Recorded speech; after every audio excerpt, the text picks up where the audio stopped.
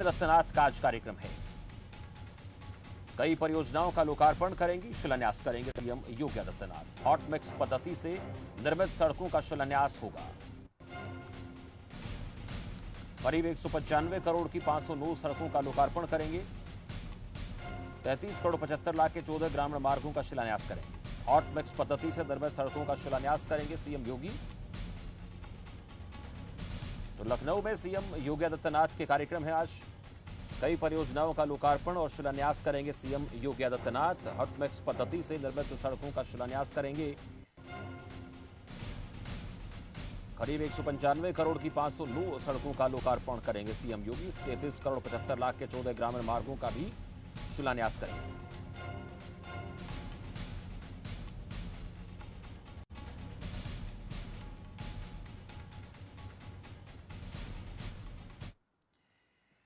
चलिए, इस बीच हम आपको सीधे उत्तराखंड लिए चलते हैं, जहां उत्तराखंड के राज्यपाल का शपथ ग्रहण समारोह का कार्यक्रम चल रहा है।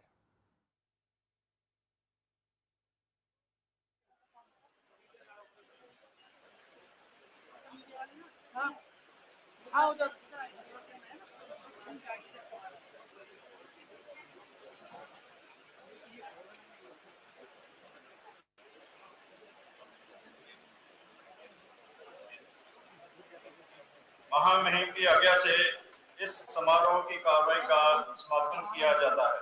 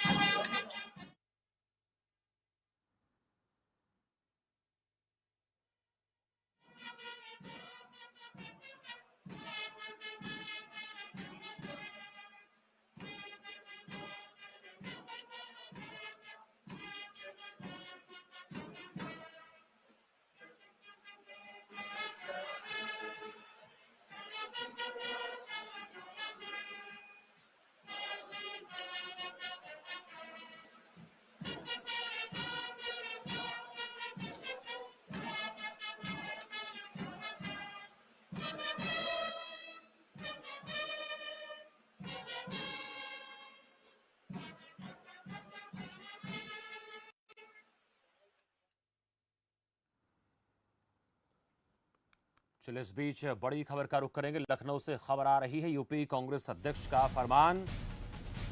यूपी कांग्रेस अध्यक्ष का फरमान आया है। आवेदकों के लिए कांग्रेस की शर्त, चुनाव लड़ना है तो जमा कराने होंगे 11,000 रुपए। प्रदेश अध्यक्ष के अकाउंट में जमा कराने होंगे रुपए। वहीं प्रियंका को भी भेजी गई फरमान की कॉपी। तो टिकट आवेदकों के लिए कांग्रेस की शर्त, जिसमें 11,000 रुपए जिस भी व्यक्ति को टिकट चाहिए उसको देने होंगे, ऐसा फरमान जारी किया गया है। टिकट आवेदकों के लिए कांग्रेस की शर्त है, चुनाव लड़ना है तो जमा कराने होंगे 11,000 रुपए। प्रदेश अध्यक्ष के अकाउंट में ये रुपए जमा कराने होंगे। आदेश की कॉपी भी आप देख सकते हैं, वो हमने आपको दिखाई।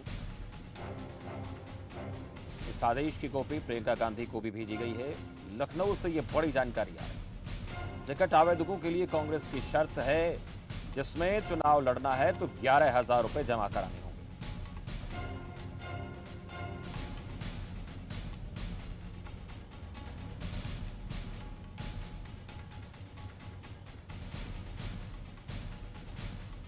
तो चुनाव लड़ना है, 11,000 रुपए जमा कराने होंगे। ये लेटर जारी किया है, आदेश जारी किया है। टिकट आवेदकों के लिए कांग्रेस की शर्त है कि 11,000 रुपए आपको जमा कराने होंगे।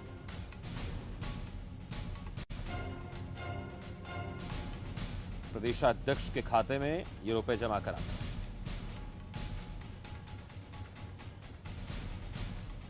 चुनाव लड़ना है तो जमा कराने होंगे 11,000 रुपए।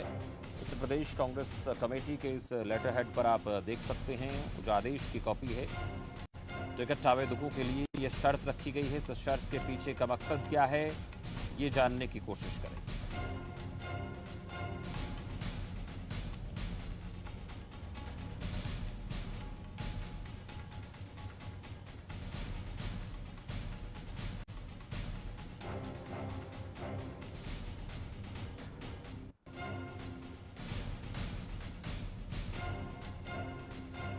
11,000 रुपए का आदेश। उमाशंकर पांडे कांग्रेस प्रवक्ता इस वक्त मेरे साथ हैं और भारतीय जनता पार्टी के प्रवक्ता अवनीश त्यागी मेरे साथ हैं। मैं पहले उमाशंकर पांडे जी से बात करना चाहूंगा। उमाशंकर जी, 11,000 रुपए जमा कराने होंगे, शर्त रखी गई है, क्या कारण है इसका जो शर्त रखी गई है? नहीं, देखिए, ये बेहद नॉमिनल फीस है और ये जो लोग चुनाव लड़ रहे हैं उनको ये पार्टी फंड में डिपॉजिट करना है। जी। उसके लिए बाकायदे पार्टी का अकाउंट नंबर उन लोगों को दिए गए हैं। तो ये कोई बड़ी बात नहीं। 11,000 रुपए लोगों से लिए जा रहे हैं। ये कई इसके मायने हैं। पहला मायने तो इसका यही है कि तमाम सारी चीजें जो उन लोगों के लिए की जाती हैं वो है ही है, लेकिन सबसे बड़ी बात यह है कि क्या जो लोग चुनाव लड़ने के लिए आवेदन कर रहे हैं तो उनके अंदर एक कैपेबिलिटी तो होनी चाहिए कि एटलीस्ट वो 11,000 रुपीज जमा कर पाए। तमाम लोग आवेदन करते हैं तो उसमें जो लोग 11,000 रुपए जमा करने की स्थिति में हैं तो उससे एक पार्टी एसेस करती है कि नहीं, फाइनेंशियल मैनेजमेंट अगला कर सकता है। एक लीडरशिप क्वालिटी होती है चुनाव में। इलेक्शन कमीशन जो उनका अपना लेबल है खर्च करने का कि इतना जो है आप खर्च कर सकते हैं, तो आदमी को उतना कलेक्ट करना चाहिए और इसका कोई वो बड़ी प्रक्रिया नहीं है। सभी पार्टियां ना किसी रूप में फंड का अरेंजमेंट करती हैं। चुनाव में खर्चे होते हैं, अब चाहे वो सपा हो, तमाम लोग फंड का कुछ ना कुछ अपना करते हैं। ठीक है। तो ये असेसमेंट है पार्टी। तो बाकी 11,000 रुपए कोई बड़ी चीज नहीं है कि जो है उस पर कोई बहुत बड़ी चर्चा की जाए। चलिए, मैं बात करता हूँ उमाशंकर जी, आपके पास लौटूंगा। अवनीश त्यागी जी मेरे साथ। अवनीश जी, जी 11,000 रुपए जमा कराने होंगे। उमाशंकर जी कहते हैं कि एक हमारा इस तरीके का एक कार्यक्रम है जिसमें हम ये तय कर पाएं। आपने सुना कि तय कर पाना बहुत जरूरी है कि इस तरह का व्यक्ति जो है वो चुनाव लड़ने की उसके अंदर क्षमता वो आंकने का एक नजरिया है। पैसे के लिहाज से भी आंका जाता है। बहुत से तरीके होते हैं। उसके व्यक्ति का समाज में छवि कैसी है, उसका लोगों में आधार कैसा, जनाधार कैसा, तमाम चीजें होती हैं। लेकिन इसमें ये 11,000 रुपए कैसे मानते हैं आप? अब ये पैसे से आंक रही है कांग्रेस के पास दरअसल अब जनाधार खो चुकी कांग्रेस के पास। अब कुछ वजह तो बची नहीं है। वो टोटके अपना रही है कि किस तरह से जोड़े, क्या करे क्या ना करे, और नए नए तौर तरीके अपना के बने रहना चाह रही है वो।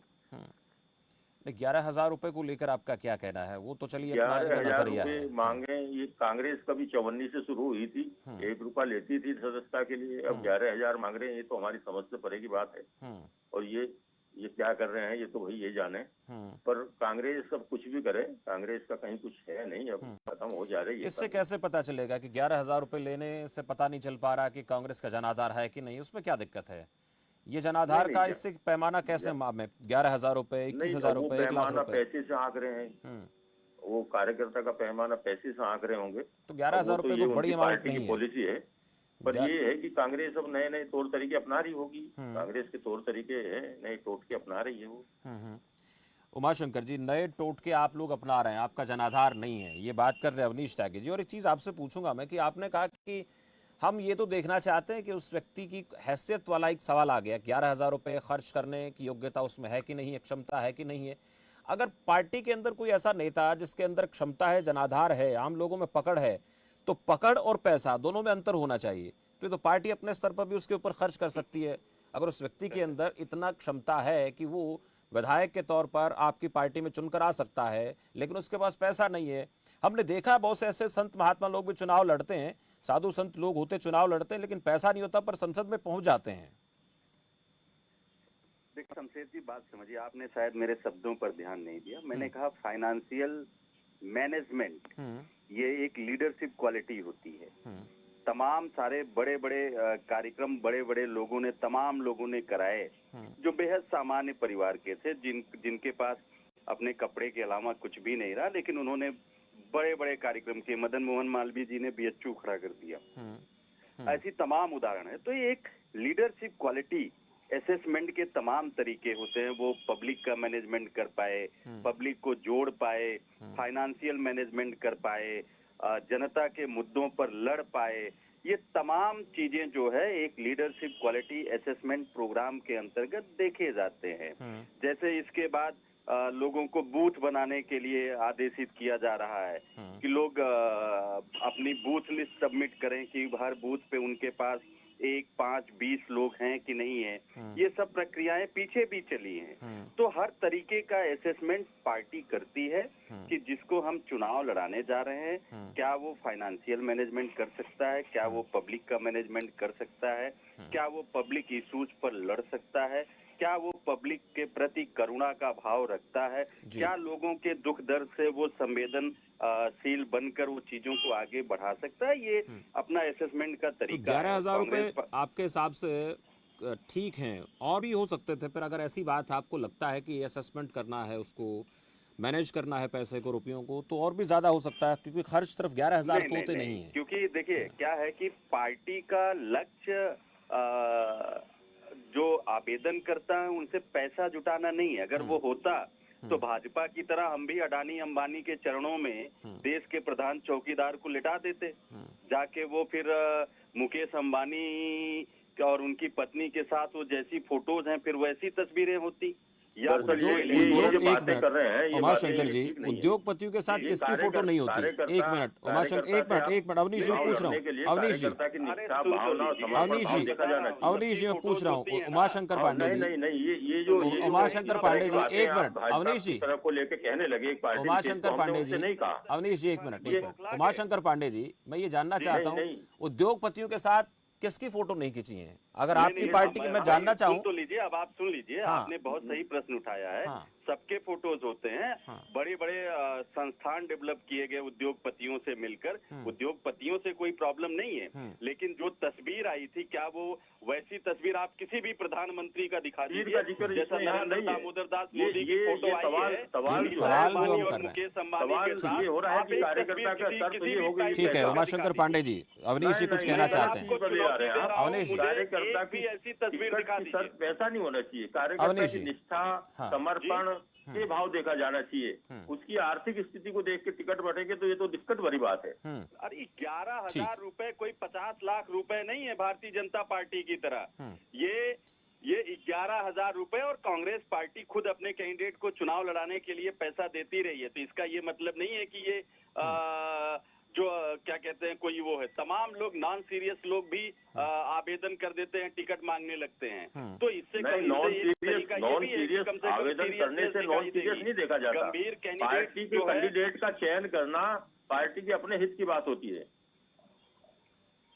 ये पार्टी हित के लिए हम नहीं है कि सत्ता की मलाई मिल जाए और एक तड़ी साहब जो है देश का गृह मंत्री बनकर सहकारिता बैंक से नहीं होना चाहिए। उसकी निष्ठा और समर्पण पे हारने की आदत डालनी चाहिए। भाजपा करती है। चलिए रोकूंगा आप दोनों को। बहुत शुक्रिया उमाशंकर जी, अवनीश त्यागी जी, आप दोनों का मेरे साथ जुड़ने के लिए बहुत बहुत आभार। तो कांग्रेस पार्टी की तरफ से उत्तर प्रदेश में जो व्यक्ति टिकट का आवेदन करना चाहता है उसको 11,000 रुपए जमा कराने होंगे, ऐसे आदेश जो है वो जारी किए गए हैं। अब इसको लेकर कई तरह के कयास लगाए जा रहे हैं। कांग्रेस पार्टी का ये कहना है कि हमने कम से कम मैनेज करने का उसका नजरिया देखना पड़ता है कि उस व्यक्ति को अगर चुनाव लड़ाने के लिए मैदान में लेकर जाते हैं तो वो इलेक्शन के लिए तमाम तरह के खर्चे करने पड़ते हैं, वो कर पाने में उसकी योग्यता है कि नहीं, वो किस तरह से मैनेज करेगा। दूसरी तरफ बीजेपी का कहना है कि समर्पण का भाव होना चाहिए, पार्टी के लिए कोई व्यक्ति जो है वो कितना योग्य है, उम्मीदवार है, उसको लेकर बात होनी चाहिए। अब देखना होगा इस पर। ये चर्चाएं शुरू हुई, इन चर्चाओं का बाजार आगे भी गर्म रहेगा, ये दिलचस्प रहेगा मसला। बढ़ते आगे खबर गोंडा से, जहां भारतीय जनता पार्टी ने प्रबुद्ध सम्मेलन का आयोजन किया। सदर विधानसभा क्षेत्र के टाउन हॉल में आयोजित इस सम्मेलन में बस्ती सांसद हरीश द्विवेदी ने मुख्य अतिथि के तौर पर शिरकत की। सांसद ने सम्मेलन के दौरान केंद्र और प्रदेश सरकार की उपलब्धियां गिनाई और कहा कि इस सम्मेलन के जरिए सरकार के बेहतर कार्य को जन जन तक पहुंचाया जा रहा है।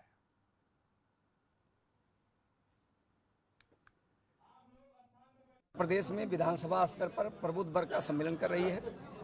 प्रबुद्ध वर्ग के सम्मेलन के माध्यम से भारतीय जनता पार्टी केंद्र की सरकार की उपलब्धियां, प्रदेश सरकार की जो उपलब्धियां हैं उसको जन जन तक पहुंचाना और प्रबुद्ध वर्ग के लोगों से निवेदन करना कि हमने भारतीय जनता पार्टी ने जो देश के विकास के लिए, प्रदेश के विकास के लिए जो वादा किया था उसको हमने पूरा किया है और आने वाले समय में हम उत्तर प्रदेश और देश को और सुंदर अच्छा बनाने का प्रयास करेंगे।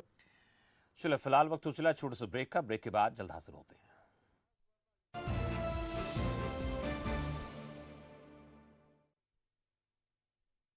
अपनाएं आयुर्वेदिक रूप मंत्रा। इसमें है क्यूकम्बर के प्योर एक्सट्रैक्ट्स जो नेचुरली चेहरे को मॉइस्चराइज रखे ताकि पिंपल्स और डेड स्किन जैसी प्रॉब्लम से मिले रिलीफ। रूप मंत्रा आयुर्वेदिक फेस वॉश, ये कोई कॉस्मेटिक नहीं, आयुर्वेदिक औषधि है।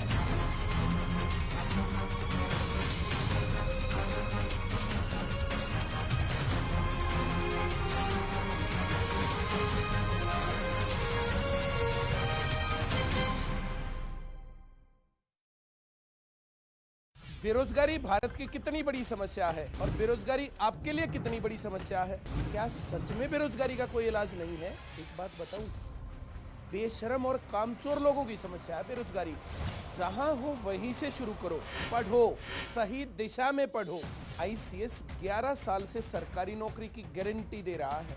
कोरोना ने भले ही देश की रफ्तार रोक दी हो, पर सरकारी नौकरी की तैयारी की नहीं। आईसीएस होमवर्क ऐप पर घर बैठे तैयारी कर सकते हो। कोरोना से डरना नहीं, बचना है।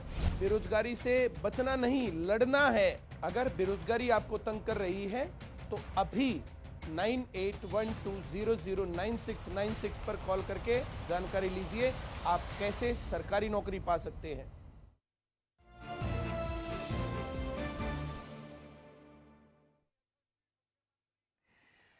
ब्रेक के बाद आपका स्वागत है। बढ़ते हैं बाकी खबरों की ओर। मंगलवार को समाजवादी पार्टी के राष्ट्रीय अध्यक्ष और पूर्व मुख्यमंत्री अखिलेश यादव ने प्रेस कॉन्फ्रेंस की। उन्होंने बीजेपी पर निशाना साधा। अखिलेश यादव ने कहा कि किसानों के साथ धोखा और जनता पर महंगाई की मार पड़ी है, इसलिए सरकार के मुखिया की भाषा बदल गई है। यूपी की जनता खुशहाली चाहती है और अब बीजेपी से हर वर्ग दुखी है। इनके पास अपना काम बताने को कुछ नहीं है, वो दूसरे प्रदेश की फोटो चुराकर अपना काम बता रहे हैं। बीजेपी ने ऑक्सीजन छीना है, दवा बेड का भी इंतजाम नहीं किया है। किसानों की आमदन दोगुनी करने का वादा किया था, लेकिन उन पर महंगाई लाद दी है।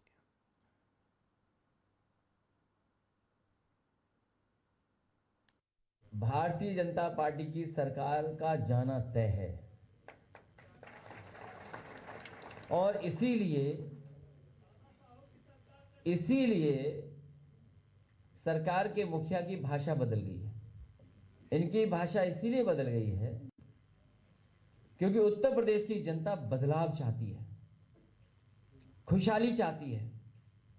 जिस तरीके से काम समाजवादी सरकार में हो रहे थे, उन कामों को दोबारा चाहती है। आज किसान हो, व्यापारी हो, नौजवान हो, हर वर्ग के लोग दुखी हैं सरकार से। जिनके पास अपना काम बताने को नहीं है।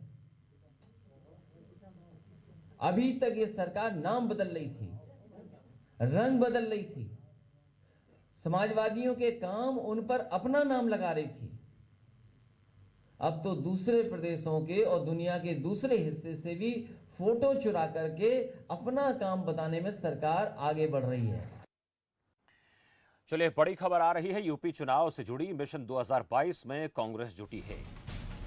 मिशन 2022 में कांग्रेस लगातार अपनी तरफ से कोशिश कर रही है। कांग्रेस ने शुरू किया है पराक्रम का दूसरा फेज। 30,000 पदाधिकारियों को प्रशिक्षण दिया जाएगा। बूथ मैनेजमेंट, सोशल मीडिया समेत कई तरह की ट्रेनिंग दी जाएगी। कांग्रेस ने पराक्रम का दूसरा फेज शुरू किया है। 30,000 पदाधिकारियों को प्रशिक्षण दिया जाएगा। यूपी चुनाव मिशन 2022 में कांग्रेस लगातार अपनी तरफ से दम भर रही है। कांग्रेस ने पराक्रम का दूसरा फेज शुरू किया है। 30,000 पदाधिकारियों को प्रशिक्षण दिया जाएगा। कांग्रेस की तरफ से कोशिश है कि किस तरह से कांग्रेस को जमीन पर और मजबूत किया जाए, कार्यकर्ताओं में कैसे हौसला बढ़ाया जाए और वो फिर जमीन पर जाकर आम आदमी से संपर्क कर कांग्रेस के पक्ष में वोट के लिए अपील करें।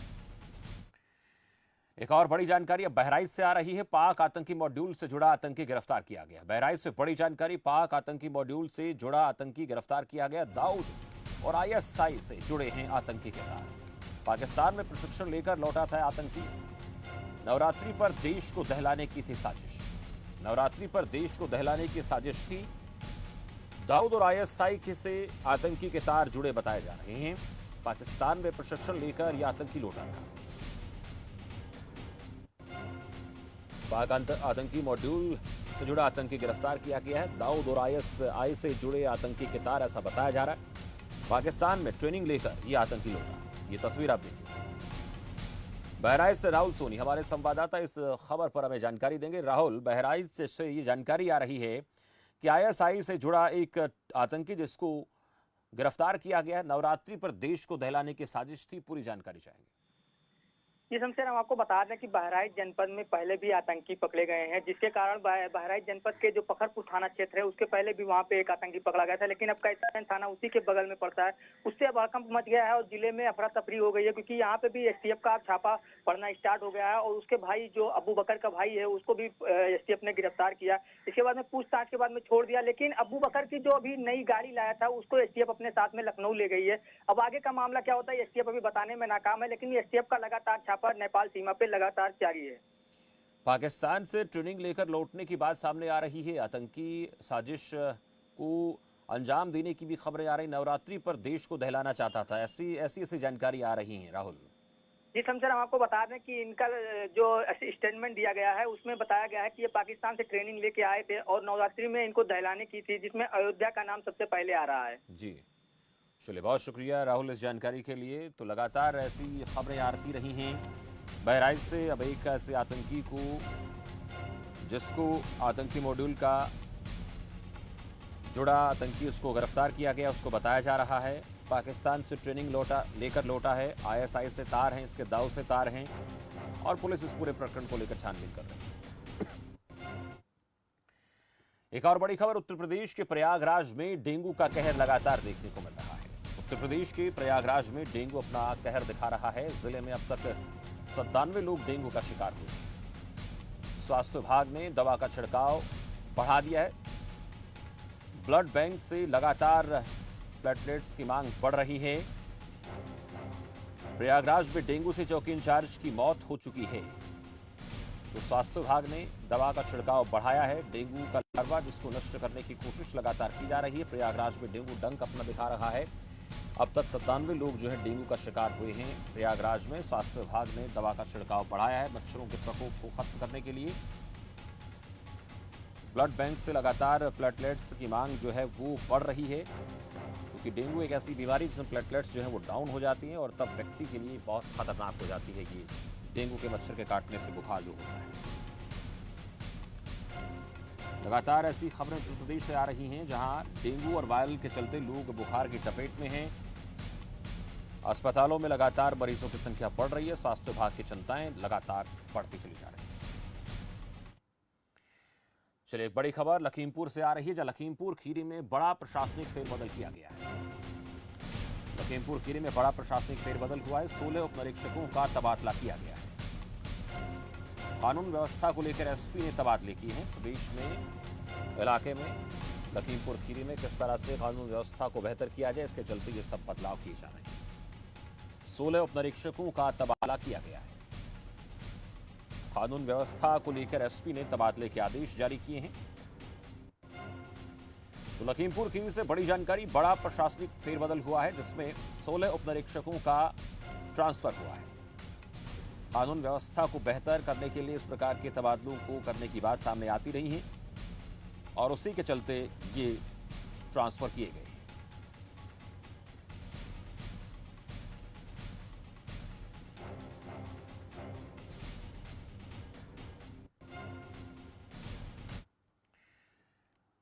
चलिए, बुलेटिन में फिलहाल इतना ही। आप देखते रहिए खबर फास्ट। नमस्कार।